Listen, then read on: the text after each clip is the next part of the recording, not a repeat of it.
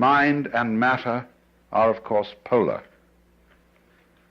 They go together. They're two ways of thinking about the same thing, or shall we say two dimensions of the same thing, just like length and breadth,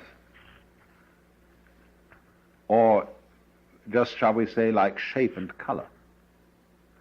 You see, nobody ever saw a shape that wasn't colored.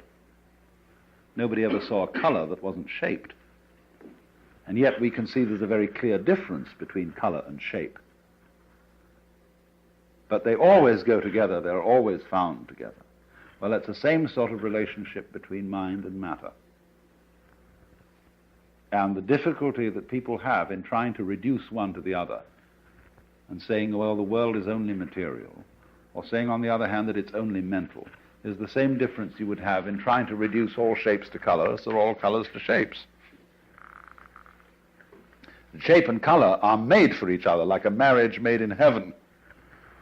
They go together so perfectly, and yet stay so marvelously different. That's why the Buddhists say, difference is identity. Identity is difference. It sounds goofy, but it makes a great deal of sense, because what it's saying is a relational thing, that you don't know what identity is unless you know what difference is, and you don't know what difference is unless you know what identity is.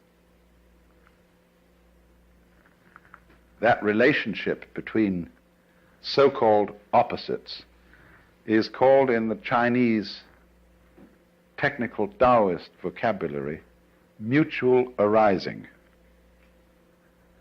So they say to be and not to be arise mutually. High and low are mutually posited. Long and short are mutually delineated, and so on.